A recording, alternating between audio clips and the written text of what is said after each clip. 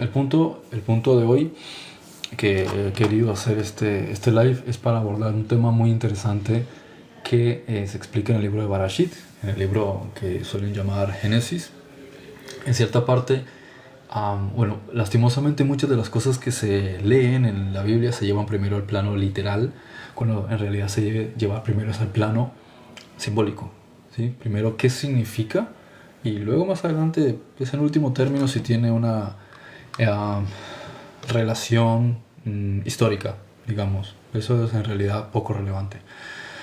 La parte simbólica, la parte trascendente, la parte que implica nuestra vida, nuestra mente, nuestras relaciones sociales, nuestra transformación. Y esa es la parte trascendente. En cierto momento, bueno, no voy a empezar a hacer un resumen sobre toda la historia bíblica, pero sí unos puntos muy interesantes. En Barashit, en lo que llama el libro de Génesis, en el capítulo 1, 2 y 3 se habla toda esta cuestión del origen del hombre. En realidad se está refiriendo al origen de los sistemas de pensamiento del ser humano. Entonces, dice en cierta parte, os doy autoridad y poder sobre ciertas aves, dice las aves de los cielos, dice los peces del mar y sobre toda cosa que repta sobre la tierra. Lo que se suele interpretar es que como que es aquel creador o aquellas deidades le dan al ser humano una especie de poder como si fuese Tarzán, ¿sí? Para dominar a las especies, a los animales. Sin embargo, si miramos a lo largo de la paleontología, la arqueología, la antropología, la historia en sí, hasta el día de hoy el ser humano no tiene ese poder. O sea, tú vas a una selva y si se te aparece un león, tú no le dices por el poder que me dio Jehová, siéntate, ¿no? Entonces, ¿qué ocurre? Que se interpreta como que es una especie de Tarzán, ¿sí? Que rige a los animales, pero ningún animal en realidad le hace caso a las personas, salvo que les convenga porque le des comida o porque, no sé, tenga miedo de que le hagas algún daño. Pero en realidad los animales no le hacen caso a los seres humanos, por tanto, esa regla, ¿cuándo se ha aplicado? Lo que en realidad le está diciendo al ser humano es que tiene que controlar estos tres sistemas de pensamiento. Están los sistemas de pensamiento más elevados, que son los sistemas de pensamiento referidos como Of a Ofef, ¿sí? O sea, el ave que vuela a Shamaim, sobre el cielo. El cielo es el sistema mental, ¿vale? Lo que podríamos relacionar más con el sistema creativo de la mente o los pensamientos más elevados. Luego habla de los Dag o el Deget, ¿sí? El concepto del pez, que son los pensamientos, digamos, más guardados o más profundos del subconsciente, que son los más complejos. Y luego habla de los Remeshet o de los Hayat, es decir, tanto los que reptan como los que son lo que llamarían mamíferos o cuadrúpedos. En realidad, hay muchas traducciones aquí complejas, porque para empezar la palabra animal no existe en la Biblia. Es decir, que lo usan en las traducciones es una cosa, pero en la cultura hebrea no existe. Lo que existe es ser vivo, ¿sí? Entonces, seres vivos. ¿Qué son las criaturas o seres vivos? Son creaciones de nuestro pensamiento, ¿vale? Entonces, la diferencia es que ánima viene del latín. El animal, o sea, es algo que tiene animación o que posee alma. Pero en el término hebreo, nefesh, hayá. Nefesh es que respira, que pasa por la garganta. Y hayá, que posee vida. Pero la vida también está relacionada con la energía, ¿vale? Aunque la palabra no existía en la antigüedad porque no se utilizaba esa definición, no existía la palabra electricidad ni cosas similares, ¿no?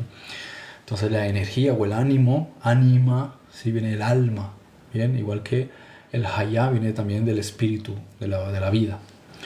Ahora, tenemos entonces varios marcos que se están refiriendo a los sistemas de pensamiento.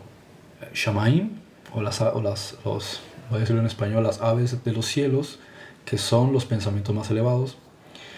Los pensamientos más bajos o más, no diría malos, sino los que están más arraigados en el subconsciente, que son los más densos, que son los Deget, lo que se definiría como todos los aspectos animales marítimos.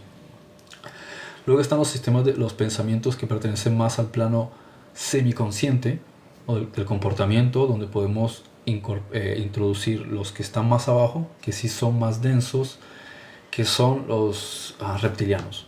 Por ejemplo, el sistema reptiliano, los sistemas más primitivos, esos son los que son reptiles y anfibios. Luego están lo que serían los pensamientos más comunes, más en un sentido consciente, ¿sí? Eres más consciente de estos pensamientos cuando vienen a tu mente, que son los, digamos, los animales dentro del rango de lo que podríamos llamar aptos para la comida, como se suele decir, o no aptos para la comida, ¿sí? Mayormente mamíferos. Entonces todos estos conceptos de los tótem, de los animales, como cuando se le dice a Adán, darle nombre a los animales, él no dice tú te vas a llamar así, tú te vas a llamar así. Él lo que está diciendo es cada animal tiene una representación en el comportamiento humano, ¿vale? Entonces, por ejemplo, cuando hablamos de los animales, hay 12, de las aves, ahora, hay 12 que son arquetipos fundamentales. Para quien le guste la numerología puede encontrar que el número 12 se repite muchísimas veces. Podríamos estar haciendo una conferencia solamente hablando del número 12 y todas las implicaciones que tiene. Entonces, uno de los aspectos importantes aquí, por ejemplo, de estos es el búho, ¿vale? Lo interesante del simbolismo del búho, que lo pueden encontrar en la escritura, incluso cuando se habla también de lechuza, el concepto Lilith, ¿vale? Que se asocia también al concepto de monesa, o sea, pensamientos muy densos, ¿sí? Muy dañinos, muy, digamos, llamémosle malvados, ¿no? Pero el búho no necesariamente está asociado con la lechuza, aunque son parientes. De hecho, si miras los ojos, el búho tiene unos ojos enormes, la lechuza tiene unos ojos pequeños, ¿no? Pero ambos tienen algo en común, que es la visión en la oscuridad. ¿Qué es la oscuridad? Los momentos donde tienes menos comprensión o lucidez, ¿bien? Donde tienes que invertir el parámetro. Mientras está de día las cosas son claras, es evidente, tienes lucidez, de noche estás cansado, el cuerpo está en unos procesos distintos, no se ve con mucha claridad, dependes mucho de cualquier luz que haya para poder que el ojo perciba algo, ¿no? Entonces aquí está también el punto importante. El arquetipo del búho es básicamente la sabiduría que opera cuando los sentidos físicos están dormidos. Por ejemplo, Atene Noctua, ¿sí? Búho, es el nombre científico. Si se fijan, Atene, ¿sí? De Atenea, también tiene que ver con la sabiduría, la diosa de la sabiduría y la justicia. El búho representa la capacidad de ver a través de la ilusión del mundo de los arcontes, o sea, del mundo de los parámetros que se han configurado para retener la mente, para que la mente no tenga lucidez, para que no pueda pensar con claridad. Es el pensamiento que penetra en el inconsciente. Luego tiene todas las cosas, todos los símbolos siempre tienen un efecto espejo y un espejo sombra. El concepto sombra del búho es el aislamiento intelectual o el deleite en la oscuridad emocional, si podemos llamarla así. Luego tenemos otro de las 12 aves, de los arquetipos de lo que está diciendo Génesis, ¿no? Que dice: os doy poder sobre las aves de los cielos, o que están sobre la bóveda de los cielos. La bóveda de los cielos, en analogía con el mundo físico, es el cerebro, pero en analogía con el plano espiritual es la mente. Entonces, estos pensamientos elevados que tienen una bóveda, o sea, tienen una limitación, porque aunque somos co-creadores con Dios, si queremos llamar Dios, hay una limitante, ¿no? No somos libremente creadores en todos los ámbitos que quisiésemos decir que creamos. Entonces somos co-creadores con unas limitaciones. Esa es una bóveda, ¿sí? que limita esto. Entonces, dentro de esa limitación de nuestro poder creativo, que es el Shamaim o el cielo, tenemos 12 arquetipos. Por eso también se asocia con los 12 apóstoles principalmente. Este segundo de estos es el palomo. Sí, aunque se puede asociar con la paloma, en el ámbito es masculino, que es tanto la paz como el Espíritu Santo. Pienso que los cristianos están más familiarizados con este. Entonces, este arquetipo es la pureza del mensaje de la verdad, ¿sí? Y la vigilancia. Porque las palomas no se la pasan la mayoría del tiempo volando como otros. Van caminando, de hecho se interrelacionan y se cruzan con las personas. A diferencia del resto de aves que prefieren esconderse en los árboles o buscar lugares elevados, la paloma se acostumbra a relacionarse con las personas. Eso da a entender que los malajim, o como se les llama en griego, los ángeles, no tienen, o sea, no les pesan los anillos, como se suele decir, para tratar y relacionarse con los seres humanos. No nos juzgan, ¿vale? Entienden nuestra situación, interactúan y se mueven entre nosotros, ¿sí? Aunque nosotros no los veamos en otros planos dimensionales o muy cerca, en donde ellos consideren. Y mantienen siempre este trabajo de estar pendiente del ser humano en un acto de servicio, ¿vale? Entonces el concepto, por ejemplo, del mensaje, no solamente la pureza del mensaje en sí, que es la inocencia también de la paloma, sí, es muy tranquila, pero también es el hecho de que tiene un sentido también de cuidado, porque si te caga la paloma, en la vista o lo que sea, te produce ceguera porque es como cuando Jesús dice no será perdonado lo que se dice en contra del Espíritu Santo. Es decir, está dando a entender que la propia persona puede utilizar lo bueno y cargárselo en su propia contra, haciéndose daño a sí mismo con algo que es la puerta de entrada más importante a la trascendencia del propio individuo, ¿no? Entonces, esto es lo mismo también del concepto del simbolismo del palomo, ¿sí? O paloma, que es el descenso de la Shekinah, es decir, de la gloria del Espíritu, de cómo trabaja en el interior. Ese es el simbolismo de la paloma. Eso es lo que la persona tiene que tratar de manejar a través de la paz interior, que es lo que refleja la paloma, la nobleza, la tranquilidad. Porque tú ves a las palomas agrediéndolo a uno o atacándolo. Hay algunas aves que sí son más revoltosas, pero la paloma no se viene nunca contra las personas, ¿no? Y de hecho se acostumbran a uno. No es que sean completamente ingenuas, que dejen que tú les hagas daño, pero sí que se acostumbran a que le des comida y meterse dentro de la ciudad. La mayoría de animales no suelen tener ese comportamiento o ese hábito, ¿no? Más que, o sea, lo hacen los animales domésticos, pero la paloma no se comporta de esa manera, ¿no? Entonces, voluntariamente elige estar entre los seres humanos, ¿no? Entonces, esto es la luz del Espíritu, está permanentemente cerca, ¿sí? Para que uno pueda interactuar y trabajar con ella. El significado principal, ¿sí? Es el estado de quietud absoluta necesario para que la luz del Espíritu pueda trabajar en el individuo. Esto es lo que menciono muchas veces en cuanto a la importancia de los ejercicios de meditación y el silencio interior, porque mientras está tu pensamiento como aguas turbias no permiten que entre la luz, no permiten que haya una claridad. Entonces es un ruido permanente, es como tratar de escuchar a alguien a unos metros que quiere hablar contigo, pero al lado tuyo hay un montón de gente haciendo algarabía, no vas a escucharle. Tienes que estar en completo silencio para que puedas escuchar la voz que está tratando de comunicarse contigo. Otro aspecto también importante es la armonía, ¿sí? Este es el símbolo también de la paloma, una armonía interior, una paz interior. Ese es el animal que uno debe domesticar dentro de uno, ese palomo. Igual que también el concepto, como digo, del búho, que es mantener la activación, ¿sí? Del pensamiento en un estado de tranquilidad, aún en los momentos de adversidad y de digamos, complejos, ¿no? Con los que uno se puede encontrar.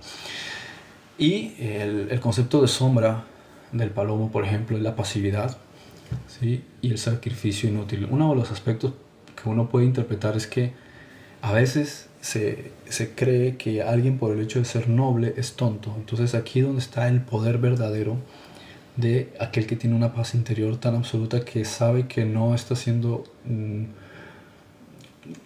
pacífico, calmado o noble por el hecho de que tenga miedo o tenga inseguridad, sino que es una forma de mantener su fortaleza a través de esa paz y esa tranquilidad interior. Bien, veo que están haciendo algunas preguntas por aquí, a ver si no me pierdo, porque me concentro tanto en hablar que no leo lo que ponen.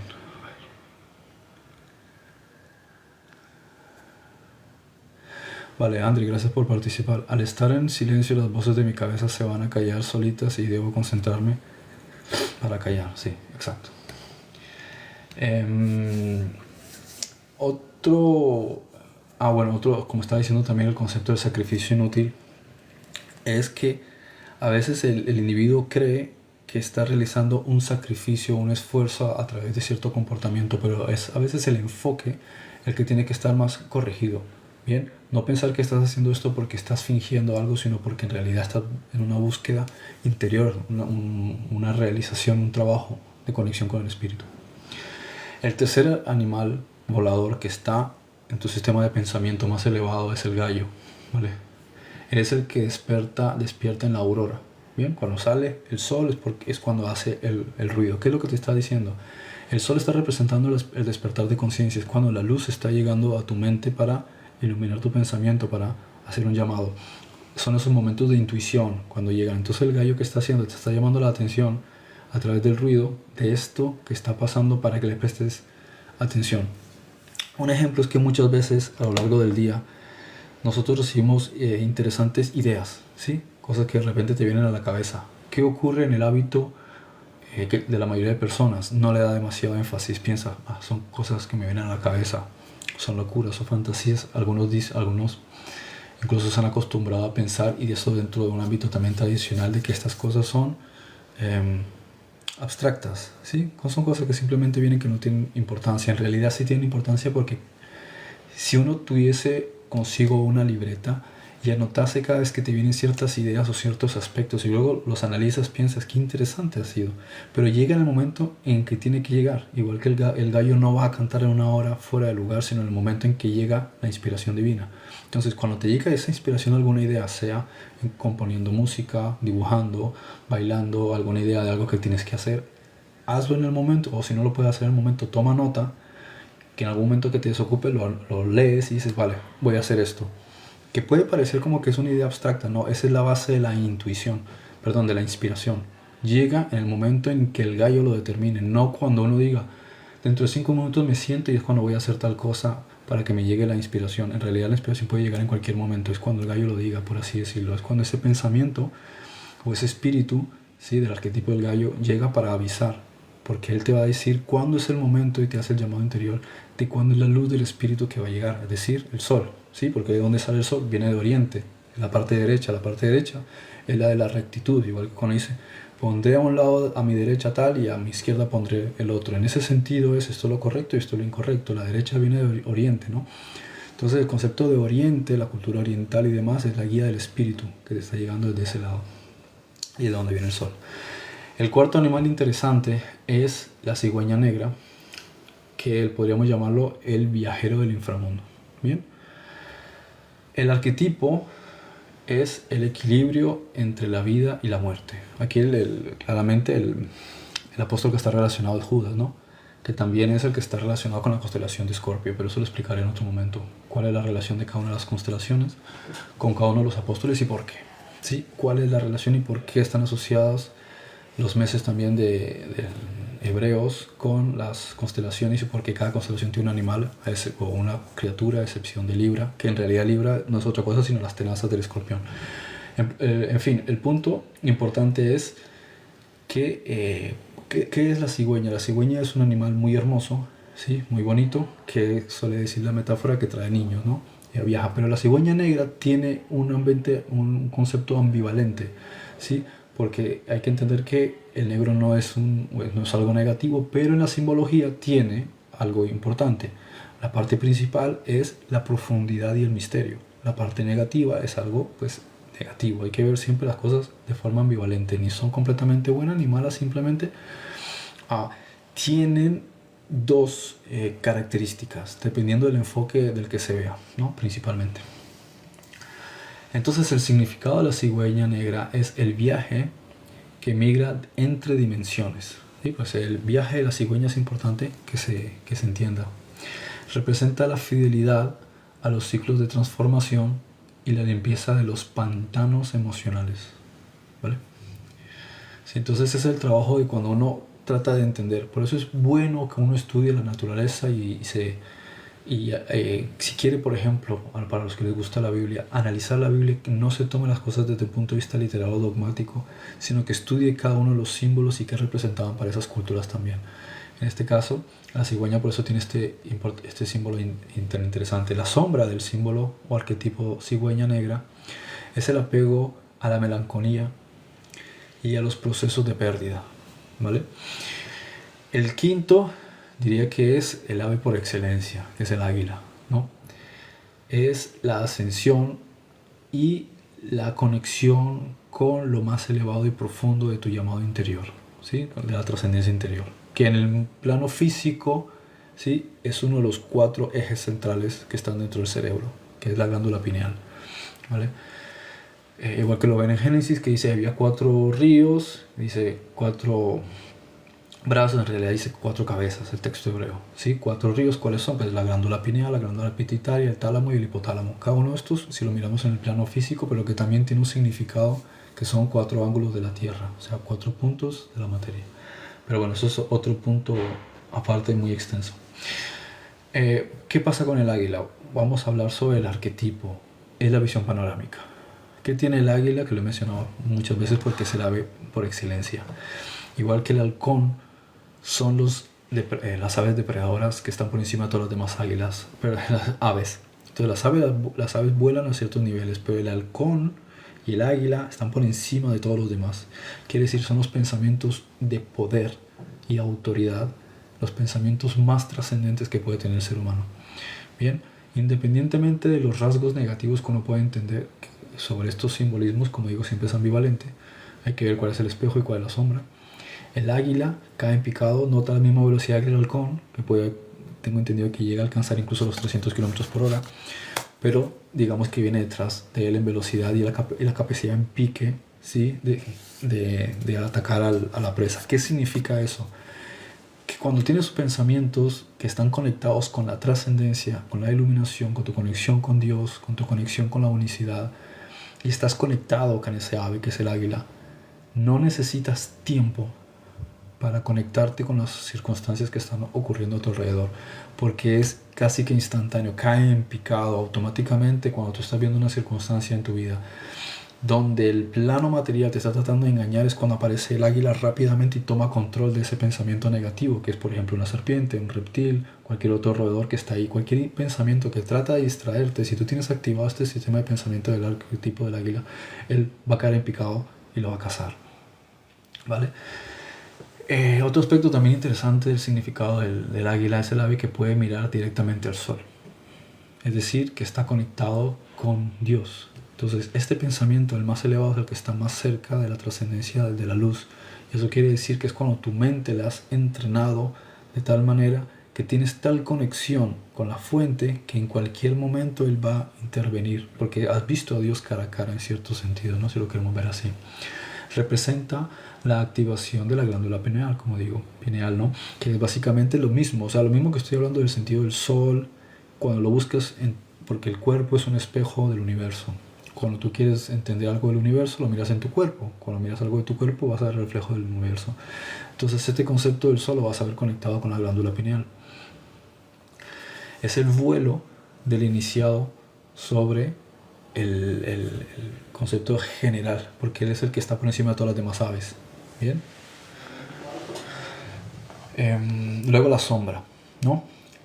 El desprecio por la materia. Esa es la parte que puede ser un tanto de lucha interior, donde el hecho de que tú estés en un camino de trascendencia y de búsqueda y de conexión con el Creador tiene que al mismo tiempo ir acompañado de un estado de conciencia en el que no te estás sintiendo que eres mejor que los demás, porque entonces caes en picada precisamente nuevamente hacia el sistema de pensamiento del mundo, o sea, del ego me refiero, porque justamente el sistema de pensamiento más trascendente lo que te está diciendo es que todos somos uno. Si todos somos uno, ¿cómo vas a ser mejor que los demás? En un momento dado puede que por unos dones o por un conocimiento o una experiencia tú estás más avanzado respecto de otros, pero otros están más avanzados respecto que tú en esta encarnación, puede que en otra no. Entonces, si en el ámbito de las circunstancias uno se encuentra que en efecto está un poco más avanzado que los demás, más que hacerte sentir poderoso respecto a los demás, te hace sentir responsable respecto a los demás. Esta es la diferencia entre el hermano mayor y el hermano menor. El hermano mayor puede tener primogenitura y muchas ventajas de la herencia, pero eso lo que también implica es una mayor responsabilidad. De esta manera, como decía Yeshua, el que se siente más grande y que tiene que ser el menor, porque al final de lo que te das cuenta es que cuanto más sabes, más entiendes, más responsable tienes que ser con eso. Tienes que demostrar que si adquieres iluminación, es precisamente porque comprendes que tus hermanos están unidos a ti. Pero si se supone que lo entiendes, pero no lo llevas a la práctica, entonces no lo has entendido. Hay una idea, ¿sí? Hay un dato que se mete dentro de la cabeza, pero en realidad no hay una conexión entre eso y la parte emocional, que es cuando tú realmente has comprendido de qué se trata, cuando has comprendido que los demás son parte de ti. Tú lo que estás viendo es un espejo, entonces no lo estás juzgando, estás pensando, yo ahora lo he entendido, hermano. Tú todavía no lo has entendido, pero no te veo como algo menor, veo que simplemente en el tiempo, dentro de poco lo vas a entender. Entonces lo que sientes es una conexión, no un distanciamiento. Tú no te estás alejando de ahí. La diferencia es si quieres ver el arquetipo del águila como algo diferenciador. Todos los demás son aves, pero tú te crees que estás por encima de las demás aves. Ahí es donde está la gran diferencia. El águila está por encima, pero porque es una responsabilidad, no porque es mejor. Porque si tú dices que todos son iguales, pero hay uno que es mejor que otro, lo estás viendo a lo mejor en un sentido erróneo, porque todos son iguales. Simplemente hay matices de lo que son los dones particulares que el Espíritu Santo le da a cada uno. Ahí cambia la cosa. Por una cuestión circunstancial, este en este momento es jefe de Estado, primer ministro, este es el administrador, pero no es mejor que yo. Simplemente dentro de una administración cada uno está cumpliendo una función según el talento que se le ha dado y que ha entrenado al propio individuo. ¿Vale? Entonces este es el punto también. Entonces a veces te crees que estás muy por encima y te desconectas de la realidad. ¿Vale? Entonces por eso es bueno acordarse, tengo dos pies, ¿sí? Como el concepto bíblico de la uña partida, ¿sí? Porque te hace recordar que tú estás en el mundo. O sea, tu cabeza puede estar en el cielo, estás conectado con la realidad, como dice Pablo, porque estamos sentados en los lugares celestiales, pero también tienes la realidad del mundo físico, que puede ser todo lo espiritual que quieras, pero te va a dar hambre, vas a tener que pagar renta y agua y luz, y es decir, no puedes desconectar una cosa de la otra porque estás conectado con Dios, que es el cielo, y con la madre, que es la madre naturaleza, mientras estés en este plano. Entonces siempre es bueno mantener una coherencia entre estos dos niveles. Bien. El sexto animal de los dos es el gorrión, que representa o que sería la humildad del ser. Sí, uno analiza el gorrión y ve que es el arquetipo de la presencia divina que se encuentra en lo cotidiano. ¿Sí? El significado, por ejemplo, cuando Yeshua dice, ni un solo gorrión se pierde sin que el Padre lo sepa, o cae sin que el Padre lo sepa, perdón, representa la confianza total en la provisión y el valor en las cosas pequeñas. Y esta es la parte interesante del simbolismo del gorrión. Porque cuando conectas con este pensamiento elevado del gorrión, se conecta con lo que acabo de explicar hace un momento. Tú tienes el pensamiento elevado, pero tu cuerpo está en el mundo físico. Entonces el cuerpo físico necesita una provisión. Va a necesitar techo, va a necesitar atenciones, va a necesitar masaje, va a necesitar una ducha, va a necesitar una cama, va a necesitar beber algo, va a necesitar descansar. Entonces hay unas necesidades, incluso necesitas vestirte, no puedes andar por ahí desnudo. Entonces hay un cuidado, y el cuidado requiere entonces energía, tiempo, todo este tipo de parámetros. Y uno lo encuentra también en el Antiguo Testamento y en el Nuevo, en detalles pequeños. Por ejemplo, un chico que está dándole martillazos a una madera, a un objeto, y la cabeza del martillo se suelta y se cae en el río. El chico se preocupa y va donde el profeta Eliseo, ¿no? Y le dice, mira, me ha pasado esto. Él podría haberle dicho, eso son nimiedades, son cosas del mundo, un martillo, tienes que poner tu mente en las cosas celestiales. No, él no le dice nada de eso. Él entiende, hola Lucas, él entiende que es una preocupación totalmente natural. Es decir, uno a veces tienes como si tu hijo viene y te dice que tiene preocupaciones por unos exámenes en el colegio y tú le dices, ay, son cosas de niños. Para ti en tu nivel ya está superado, pero para él en su nivel es una preocupación real. Entonces lo mismo nosotros en nuestro nivel seguimos teniendo unas necesidades lógicas. Bien, y si uno observa, por ejemplo, esa historia de Eliseo va y lo acompaña, coge una ramita, la tira y como que se pegan, por lo que se entiende, y flota la cabeza del martillo. Entonces es una forma también de decir, es lógico que puedas tener unas necesidades del día a día, es totalmente racional, totalmente lógico. ¿Sí? Igual que las enseñanzas de Yeshua, pero al final donde te llevan es a la confianza. Entonces cuando tú tienes un pensamiento elevado, te está hablando desde la fe, de la confianza de que la provisión va a venir, de que no tienes que estarte preocupando por ese tipo de cosas. Pero es importante también que entiendas que tu mente tiene que estar conectado con la fuente.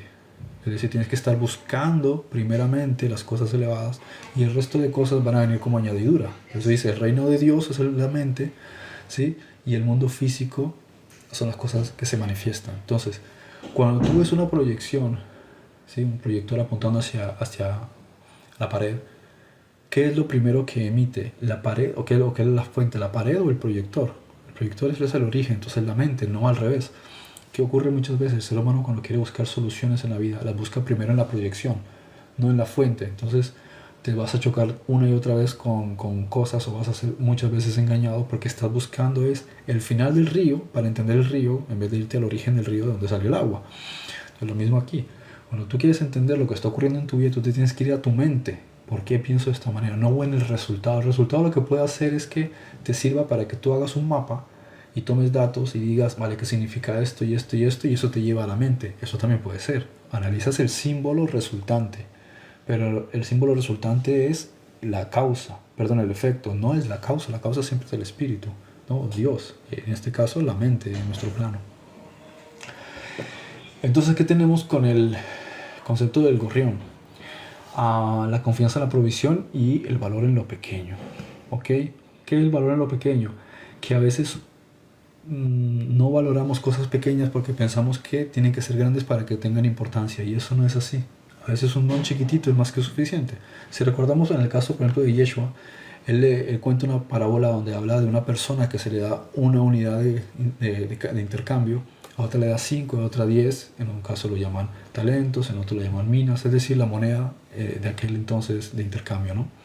Monedas romanas, hebreas, importantes en ese tiempo de cambios de divisa.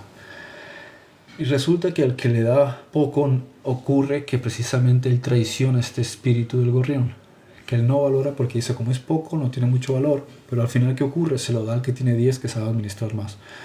Y si nos vamos, por ejemplo, también hablando del caso de Eliseo, hay un caso donde una mujer le dice que necesita ayuda porque unos recaudadores a los que ella no le puede pagar se quieren llevar a sus hijos para que trabajen para él, para que paguen la deuda, ¿no? Que así funcionaba la ley en aquel entonces. Y él le dice, ¿qué tienes en tu casa? Y lo único que a ella se le ocurre es, tengo un frasquito de aceite, ¿sí? Aceite es valor, es una unidad de intercambio. Que él le dice, ve y trae todas las vasijas de tus vecinos que te puedan regalar, que no utilicen, y coge ese aceite y ve vertiéndolo en cada una de ellas. Y al final tiene un montón de vasijas llenas y al venderlas tiene dinero suficiente para pagarle al acreedor. Entonces, ¿qué es esto? A veces pensamos que un talento que uno tiene es muy pequeño y no tiene validez, pero fíjate que sí lo tiene. Simplemente tienes que demostrar cuánto focalización le dedicas tú a eso. No se trata de ser la persona que más controla sobre esto, más conoce sobre aquello, más tiempo tiene. Basta que simplemente tú tengas un talento que sabes reconocer, muy chiquitito, un detalle. Eso tiene validez, porque si uno observa, no necesariamente por el tamaño de las cosas tiene valor por el hecho de que sean más grandes, porque el elefante no por ser más grande tiene el cerebro más grande. Hay animales que son más pequeños que tienen más inteligencia, incluso un cerebro más grande. Lo mismo pasa con las piedras preciosas. Son diminutos en comparación con otras cosas que son más grandes, pero ahí está el valor en la calidad. Y esto es precisamente el don. ¿Qué son los dones? Cuando los transmiten en un sentido del nivel de la forma de la cristalización, tenemos el rubí, tenemos el zafiro, el diamante, la esmeralda, el ópalo, todos, el jaspe, la cornalina, el carbúnculo, todos ellos son diferentes matices de los talentos que nosotros tenemos, ¿sí? Son los talentos que se van sumando en experiencia, como la Nueva Jerusalén, que tiene 12 bases, fundamentos de cristal, de piedras cristalizadas, si lo queremos llamar así. Y estos son los diferentes talentos que nosotros tenemos. El séptimo animal de los pensamientos elevados de las aves es el ganso, que es la vigilancia del templo, ¿vale? El templo es el cuerpo, en un sentido de que el cuerpo es un recurso para la mente, para su interacción con el mundo, porque el cuerpo en sí está siendo un vehículo, un medio para que el alma experimente el mundo físico. Entonces es un recurso. Pero como el alma es algo sagrado porque viene de Dios, entonces el cuerpo en realidad es más que todo es un templo, es un lugar sagrado. Eso es en realidad lo que quiere dar a entender. Como cuando el artículo que compartí hace un rato, cuando Yeshua dice, no penséis que he venido a traer paz sino espada, ¿sí? Porque los enemigos del hombre están los de su propia casa. Entonces ahí observas el mismo elemento. Este ser, ¿sí? Es donde está el conflicto. Ahí es donde viene la espada, que tiene doble filo. Un filo corta lo exterior y otro el interior, el mundo físico y el mundo que está en la mente. Entonces la mente tiene un bloqueo, necesita ese corte, porque el tipo de espada de aquel entonces en esa cultura era de doble filo, ¿no? Bien, entonces este es un punto también importante de entender. El ganso es el guardián de la pureza y el orden, ¿vale? Significa, por ejemplo, en la antigüedad, ciertas culturas, el ganso avisaba cuando venía un agresor. Entonces ese es el sistema de pensamiento de tu mente elevada que está alerta o que has activado a través de la meditación, de la oración, de estados de quietud y de calma y de contemplación, de entrenamiento interior, donde cuando vienen pensamientos que quieren corromper o quieren dañar o quieren volver a activar antiguos paradigmas, él rápidamente te hace caer en razón para que hagas una declaración que lo bloquee. Esto no es así, o digo lo contrario, o eres consciente del pensamiento para tomar control de él. Entonces este ave está controlando a alguno de estos reptiles o anfibios o peces que vienen en el momento a distraerte o a tratar de volver a introducir o a envenenar tu mente con algunos otros elementos. Van a sembrarte arañas, van a sembrarte escorpiones, van a sembrarte cosas y dices, no, no quiero estos animales en mi templo. ¿Sí? Es decir, en tu ser no quieres este tipo de pensamientos. A ver, si han comentado alguna pregunta. Yo voy muy a lo... Estoy hablando y no miro si han preguntado algo. A ver. Hace mucho tiempo que no me siento cómodo en las iglesias. ¿Cómo hago para permanecer? Hola, Renzo. Depende de qué es lo que estás buscando. O sea, por ejemplo, supongo que cuando te refieres a iglesias protestantes, ¿no? Tipo evangélica, diría yo, ¿no? El asunto es que no tienes que estar buscando un sentido de pertenencia en el exterior, porque la pertenencia la tienes en el interior. Tú eres ya un templo de Dios, no necesitas estar buscando en ningún sitio. Es bueno, en efecto, que encuentres lugares donde puedas compartir con otras personas, saludarse, bendecirse, abrazarse, desearse cosas buenas, porque es una buena energía. Lugares donde puedes cantar, ¿sí? Porque si te pones a lo mejor a cantar en voz alta este tipo de música en otro lugar, o a lo mejor te da vergüenza, o a lo mejor te mandan a callar. Pero aquí puedes expresar esa energía, y es una energía que crea una resonancia colectiva. Es una cosa muy positiva que tienen estos lugares. Estos lugares donde las personas en conjunto cambian, están generando una resonancia masiva que produce cambios positivos, incluso para tu propio sistema celular. Bien, y tu sistema emocional también. A veces incluso lloras, te ayuda también a liberar, a desestresarte. O a veces también puedes escuchar temas que, aunque no sean lo más wow, ¿sí?, pueden ayudarte a volverte a centrar de muchas distracciones que has tenido a lo largo de la semana. Entonces, si lo haces desde ese enfoque, sí, comparte. Pero si sientes que no te llena, pues no tienes por qué hacerlo. Pero trata de un modo u otro crear una especie de conexión. Por eso Pablo decía, algunos toman por hábito no reunirse, pero deberían reunirse. Pero la reunión no tiene que ser estrictamente en un sitio con quien no te sientas a gusto. Lo puedes hacer contigo mismo, ¿sí? O tú mismo puedes crear también un sistema de conexión. Busca con otras personas, aunque sea empezar con conversaciones banales, no importa. Lentamente, el buen ambiente, como dicen en España, el buen rollo va generando mucha más confianza y pueden hablar de temas mucho más profundos, ¿sí? Y eso progresivamente puede crear un pequeño grupito de personas que se reúnen, ven una película, comen algo, cuentan chistes, ¿sí?, se toman alguna cerveza, y resulta que con el tiempo van eligiendo mejores conversaciones, mejores modelos de comportamiento, mejores lo que sea, ¿sí? Y va creciendo algo mucho más grande, siempre y cuando mantengas siempre a las aves más elevadas, o sea, a las aves de los pensamientos más elevados, que tomen control de los animales que están caminando sobre el suelo. ¿Entiendes la metáfora?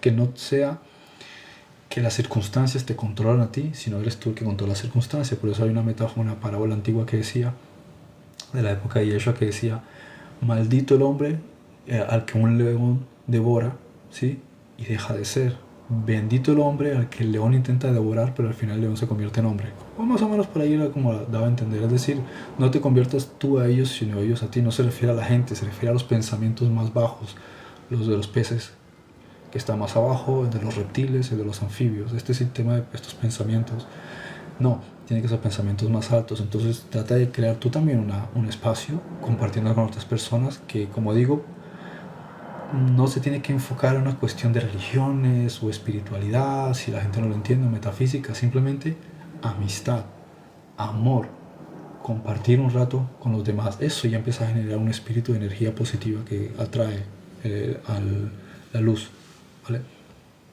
Y como digo, si quieres ir de vez en cuando a algún lugar, compartir con otra gente, genial. Entiende que también eso tiene sus campos de energía positivos, y que la buena intención de las personas que están haciendo eso, tanto que están hablando como que están cantando, como que están compartiendo, viene de algo positivo. Eso es lo bueno.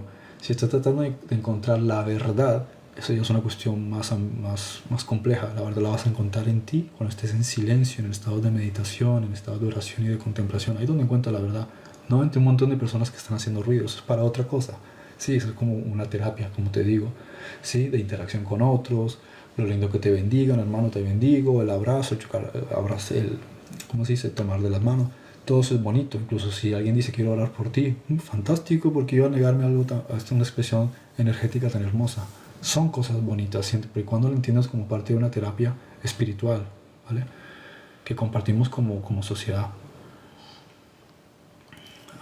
¿Qué más hay por aquí? No sé si hay alguna pregunta. Vale. Entonces es complicado. No, no es complicado, simplemente es cuestión de estrategia. ¿Sí? Como lo quieras hacer. ¿Por qué es complicado? Porque la mente busca la comodidad, quiere cosas fáciles. Y el problema de las cosas fáciles es que terminas sentándote para que una pantalla te controle o te diga cómo pensar. O te terminas sentando para que un individuo te diga cómo tienes que pensar. Ese es el problema. No es me siento a escuchar a un compañero, ¿sí? Que también está en una encarnación, para que comparta algo y puedo decir estoy de acuerdo con esto, no estoy de acuerdo con lo otro. Pero cuando uno se acostumbra a que uno no quiere tomar las decisiones, sino que quiere que otro las tome, es como al final ocurre siempre. Un predicador que te dice cómo tienes que pensar, cuando tú ya para eso tienes un cerebro. O una pantalla que te dice cómo tienes que pensar y cómo te tienes que sentir. Y al final vienen todas estas distorsiones y conflictos y odio que se crea cuando la gente ve televisiones, redes sociales. Porque estás esperando que la verdad venga de fuera cuando la verdad está dentro de ti. Claro, como dice Andy, todos los símbolos de la Biblia están en la mente. Bien, quedan 4 aves aquí sobre las mentes, sobre los pensamientos elevados. El pelícano es el sacrificio crístico, ¿vale? El arquetipo del pelícano es la intuición del alma a través del propio ser. Esta es, como estaba diciendo antes, la parte importante. Y es justamente lo que conecta con lo que está diciendo Renzo. Las respuestas no están en el exterior. El exterior es un resultado de lo que hay en el ser interior, ¿vale? Entonces el punto interior es, tú tienes que escuchar primero tu intuición. ¿Qué es lo que siento? Los demás te pueden decir, si es religioso te va a decir que vayas a una iglesia. Si es agnóstico te va a decir que te pongas a leer libros. Si es ateo te va a decir que no busques nada ni a nadie. Si es nihilista te va a decir que la vida no tiene sentido. Si te pones a escuchar a los demás fuera, ¿sí? Vas a terminar más perdido que ellos. La respuesta es que está en el interior. Y eso lo haces es que hay que buscar momentos de silencio. Momentos en los que estás caminando entre los árboles, que estás descalzo en el césped, que te metes en el océano, que sales a caminar por una zona desértica, ¿sí? O sea, lugares que te hacen que todo el ruido se vaya, lugares en oscuridad y en calma, incluso salir a caminar de noche si se puede en el lugar donde vives, ¿no? Hay lugares donde no se puede ir por ahí andando de noche. Entonces, todo esto son procesos donde la mente primero necesita encontrar la fuente que está en el interior, porque si dice sois templos de Dios, pues entonces busca la respuesta dentro de ti para encontrar a Dios, ¿no? No está en el exterior te sirve como un modelo de referencia, pero no es la respuesta. A ver, al hablar sobre Jesús tomando vino o al hablar de naves siempre hay conflicto. Suele pasar. Si vas a una iglesia te ponen a hablar de platillos volantes, lógico. A lo mejor los mormones son un poco más de mente abierta, pero en general es un tema complejo. Los judíos a lo mejor te van a decir, puede que sí, puede que no. Los musulmanes te dirán que estás loco si te pones a hablar de naves. Y los cristianos, a excepción de los mormones que yo sepa, tienen todavía un tiempo, tienen cierta dificultad en conectar niveles, ¿sí? Porque cuando tú estás hablando de ángeles y te los imaginas en un sentido meramente abstracto, es que la mente todavía no se ha desbloqueado del todo, ¿sí? Necesita entender que el universo está lleno de niveles, dimensiones, mundos, ¿sí? Pero no puedes culparlos por eso, porque es un sistema de adoctrinamiento, aunque tienen buenas intenciones. Entonces es bueno siempre observar las cosas en un sentido ambivalente. Tiene una parte positiva, sí. Tiene una parte negativa, sí. Bueno, vamos a extraer la parte positiva y ignoro la parte negativa, ¿sí? Es decir, todos tenemos cosas negativas. Yo tengo cosas negativas. Todos tenemos cosas negativas. ¿Qué pretendo enfatizar con eso? No hay ningún misterio con eso. Somos seres humanos. Vamos a centrarnos en la parte positiva. Que no puedo hablar con gente religiosa sobre naves espaciales. Hombre, pues no hay ningún problema. Habrá otras personas con las que sí se puede hablar de eso, ¿vale? Supongo que cuando dices naves te refieres a eso, ¿no? A ver, ¿qué otra cosa?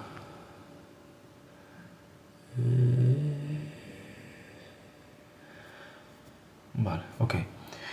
Entonces estaba diciendo, el pelícano tiene el significado, bueno, el mito, ¿sí? Antiguo dice que el pelícano se abre el pecho para alimentar a sus crías, ¿sí? De lo suyo, del interior de su propio ser, como el concepto del sacrificio crístico, ¿sí?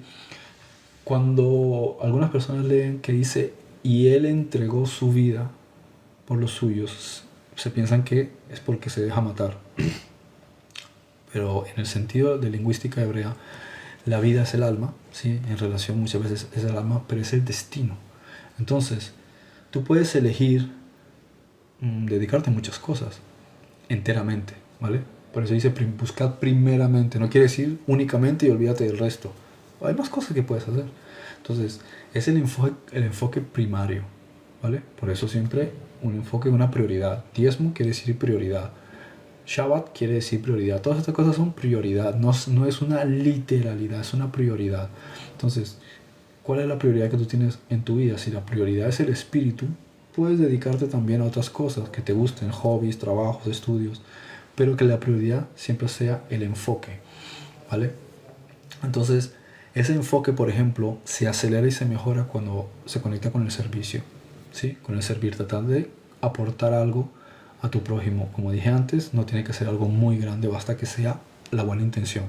A partir de esa buena intención, el Espíritu Santo ve que tienes esa buena intención y... espera.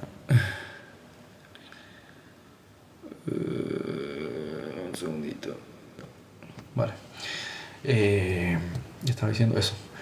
Entonces hay una buena intención y entonces eso sirve como punto de trabajo del Espíritu Santo para que tú, para que pueda actuar a través de ti. Dice, esta persona tiene una cosa chiquitita y a través de ella lo quiere hacer. En el ejemplo vemos en la Escritura cuando viene una mujer y da de lo poquito que tenía y lo lleva al templo. Y vienen otros y dan de lo que les sobraba. Ella dio todo lo que tenía. Entonces, ¿qué es lo que ella está dando a entender? Lo que tú tienes vale, ¿sí? Como ser, tú ya tienes algo que vale. No tiene que ser algo súper llamativo como lo que tienen los demás, o decir, es que claro, tengo trabajo de estudios, hobbies, y no tengo tiempo para eso.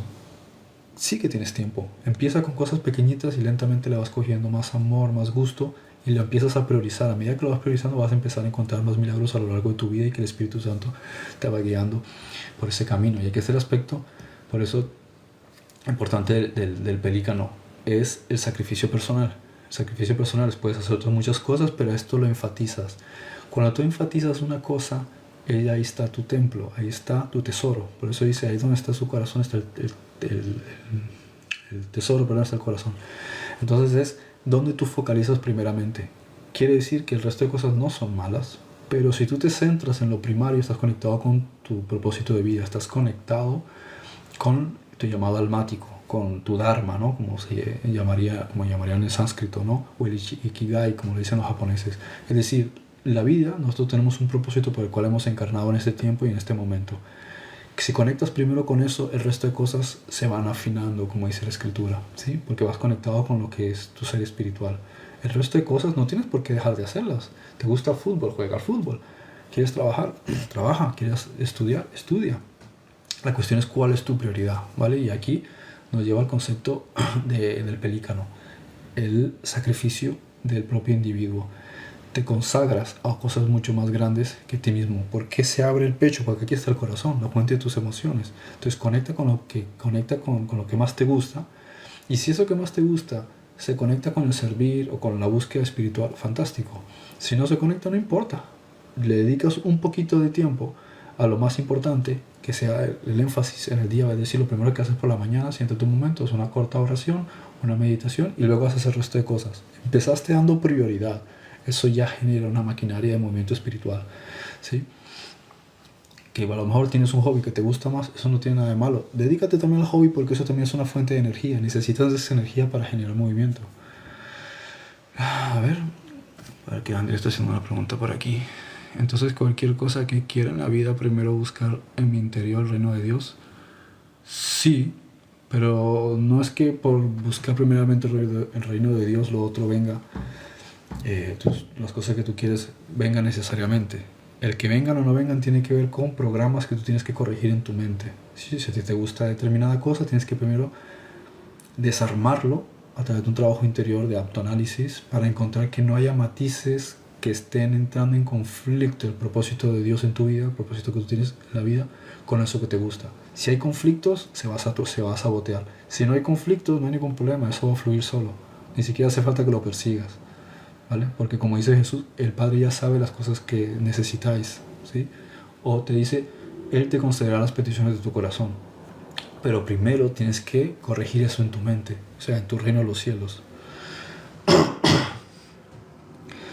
Luego, como digo, todo tiene una sombra. Entonces el concepto del pelícano es el martirio innecesario, como lo comenté antes con la paloma. Es que a veces nos sacrificamos cosas que no es necesario sacrificar. Sí, como estoy diciendo, no tienes que cambiar una cosa por la otra. Haz lo que te gusta. Primero que todo, haz lo que te gusta porque ahí es donde está la fuente de energía más fuerte que mueve la vida. Y lo segundo, dale una prioridad a lo espiritual, a la oración, a la meditación, al estar en silencio, la comunión con la naturaleza. Dale una prioridad, aunque sea un ratito al día. No tiene que ser 2, 3 horas, basta que sea un ratito. Ahí empiezas a encontrar también que hay un gusto, empiezas a encontrar una paz interior y lo disfrutas, incluso le puedes dedicar un poco más de tiempo. El hecho de que empieces con algo que sea un detalle pequeño, por eso la Biblia habla de un 10% que le consagras a Dios. ¿Qué significa? Es una cosita pequeñita, casi insignificante, pero tiene su energía, tiene su valor.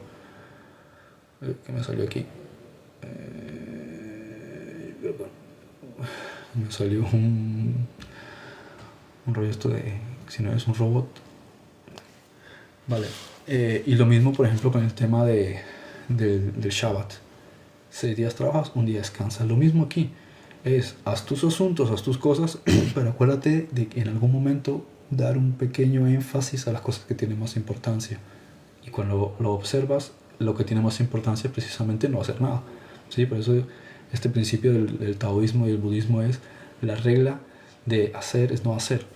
Y uno podría pensar, eso no tiene sentido.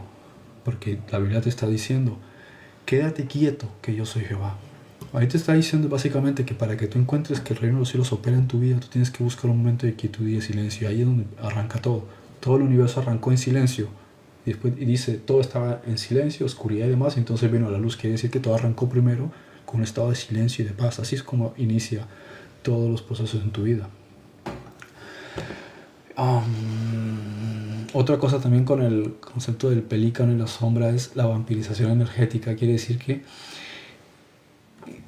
si te enfatizas demasiado o te obsesionas con algo, estás perdiendo demasiada energía. Incluso a veces hay oraciones que están tan obsesionadas que te hacen perder realmente energía emocional muy valiosa. Sí, incluso energía de creación. Por eso es importante el balance y el equilibrio interior. Otro animal es la corneja, ¿sí? O cuervo, que es el mensajero del destino, ¿no? Es muy interesante si lo miramos en diferentes historias, la cultura griega, por ejemplo, cómo este animal se come el hígado, creo que era, de Prometeo. Sí, porque es también un llamado a la conciencia. Prometeo representa nuestro ser que se atreve, ¿sí?, a hacer un llamado interior. Por eso dice que Prometeo le dio el fuego a los hombres. Entonces, ¿qué está haciendo Prometeo? Prometeo es básicamente de la raza de los, más o menos como los titanes, ¿no? Es decir, de los pensamientos más poderosos. ¿Y qué hace el pensamiento más poderoso? Te llama a la iluminación. Entonces, ese asunto, cuando se conecta con el mundo físico, encuentra una especie de choque, porque nosotros somos, Dios es parte de Dios, o sea, un Dios superior, nosotros somos extensión suya, pero cuando encontramos el mundo material hay un conflicto, es como, ¿dónde entro yo aquí con esto? Yo no sé cómo manejarlo, ¿sí? Entonces, el punto, por ejemplo, del cuervo, el arquetipo es la inteligencia estratégica. Eso es algo que tiene el cuervo. El cuervo es una ave increíblemente astuta, ¿no? Es como estos velociraptor en las películas de Jurassic Park, pues así es el cuervo. Y la ley del karma. Porque ahí es donde está el punto principal. Lo vamos a encontrar en muchas mitologías. El cuervo aparece una y otra vez. A ese le llaman ave de mal agüero.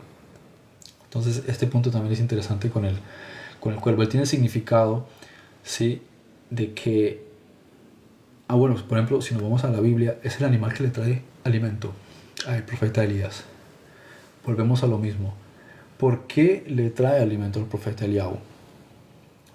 Tendríamos que entrar en énfasis en la experiencia personal de Elías. Elías tenía este dilema de aprender a confiar en Dios. O sea, tiene un increíble poder, se le da hacer cosas increíbles, pero él se siente solo, ¿sí? Él siente, como estaba diciendo justamente antes, que a veces tienes que intervenir o que tienes que actuar, pero estás tú solo, tienes algo.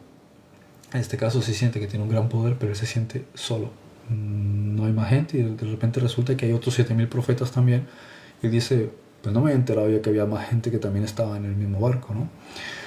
Entonces, ¿qué es lo que se le enseña? Se tiene que quedar con una viuda en un tiempo de sequía, luego al lado de un riachuelo en un tiempo de sequía, luego viene un cuervo y le da de comer. Es decir, le está enseñando que no debe juzgar, que él en realidad no controla nada y que la fuente de provisión viene de las maneras que menos te puedes imaginar. A veces uno cree que la intervención divina tiene que ser de una forma magistral y espectacular y a veces lo hace de una forma increíblemente contradictoria. ¿Por qué? Porque te tiene que enseñar que lo que tú estás viendo en el mundo es una ilusión, no hay nada real. No existe ni que si es bueno o que si es malo, eso te lo inventas tú. Para Dios todo es puro, igual que todos estos animales que se le aparecen a Pedro. Las cosas son puras, tú eres el que dice que es mala. Distinto es, como digo, el aspecto también que va a lo mismo del cuervo. Distinto es que hay una ley de causa y efecto, eso es otro tema, ¿sí? Hay una ley de compensación. Por tanto, no es que sea bueno y malo, es que se compensa y hay un equilibrio. Cáusale daño a otro y se te va a venir daño a ti. Ahora, cáusale bien a otro y se te va a venir bien a ti. Sencillamente es una carga de energía. Tú lo puedes llamar bien, mal, como a ti te dé la gana. Entonces, el cuerpo representa la provisión inesperada que viene de los lugares oscuros del conocimiento.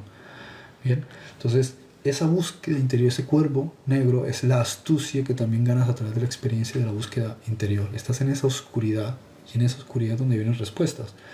Y Yeshua mucho tiempo dice que se la pasaba orando durante las noches.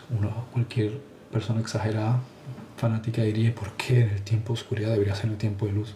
Ahí te está dando la respuesta. El tiempo de luz es para la acción, el tiempo de la oscuridad es para el silencio.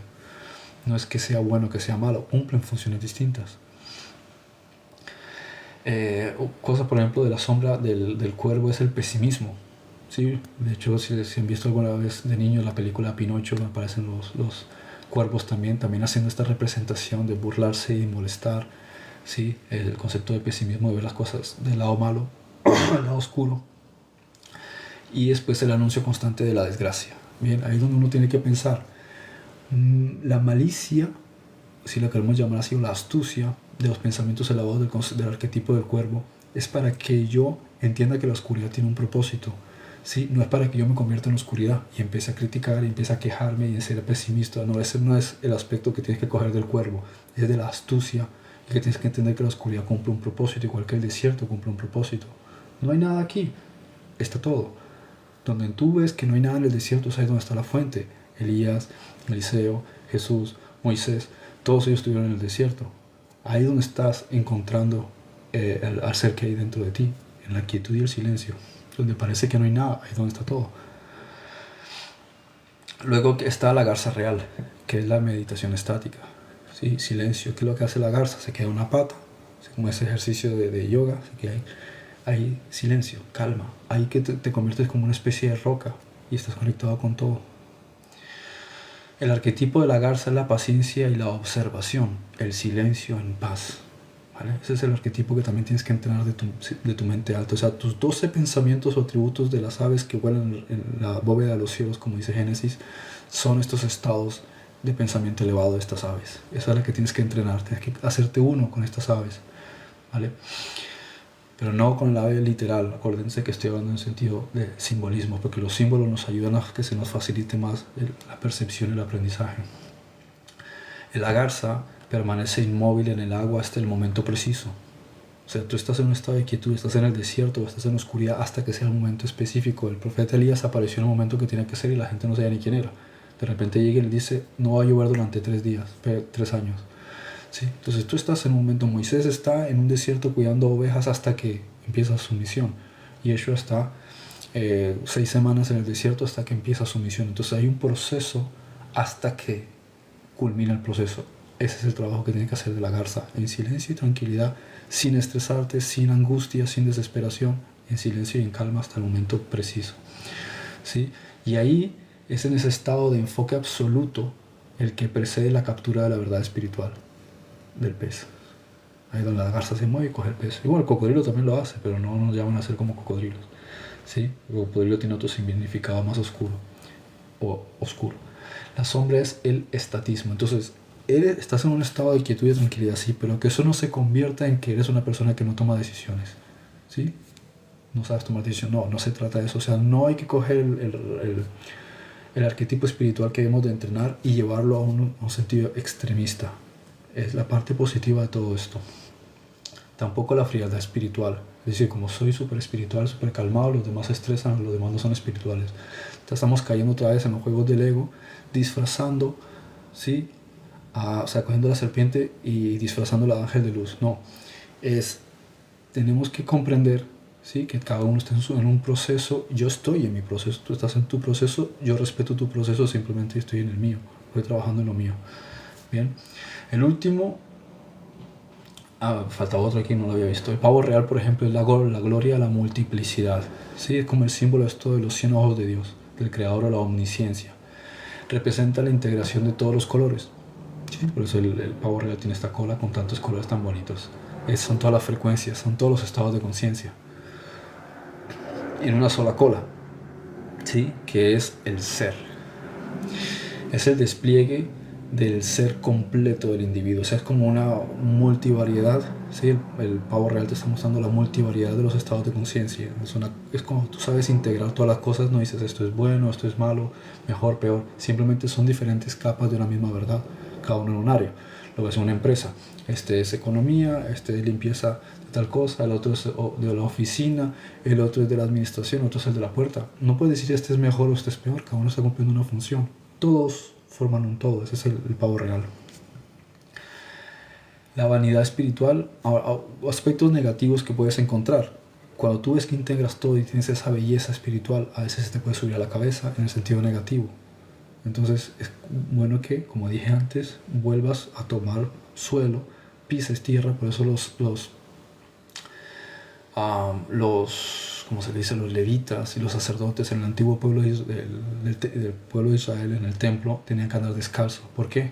Para que te acuerdes en todo momento que tú también tocas tierra. Tú por ser sacerdote no eres mejor que los demás, ¿no? Entonces este punto también es importante que uno se acuerde. Cuando tú estás conectándote con tu ser, el pensamiento elevado del pavo real, no te creas que eres mejor que las demás personas. Simplemente estás en un proceso específico. Eres hermoso como alma, ¿sí? Los demás también son hermosos como alma en otros sentidos, ¿vale? Incluso puede que tengas también una belleza en el exterior. Los otros tienen belleza en otras áreas. Todos en realidad somos uno, estamos conectados. Luego está el exhibicionismo del ego. Soy mejor porque estoy iluminado. Soy como el típico meme, el típico chiste que dice, oh, soy mejor que los demás, he alcanzado la iluminación, ¿no? Entonces lo mismo aquí. Si precisamente entiendes la comprensión, no hay nada de qué presumir, porque precisamente has comprendido que estás conectado con todos los demás y que esto no es real. Entonces, ¿de qué hay que presumir?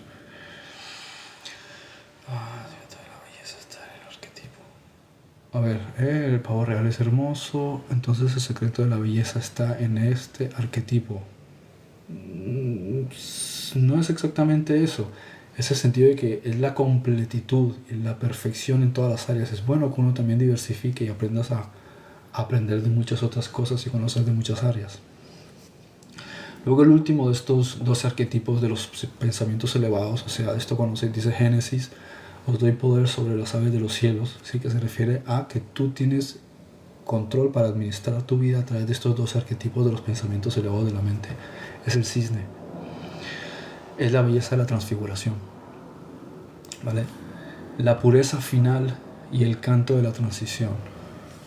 Representa al iniciado que ha transformado su naturaleza de patito feo, de ego, en una criatura celestial. Como ven, es un proceso.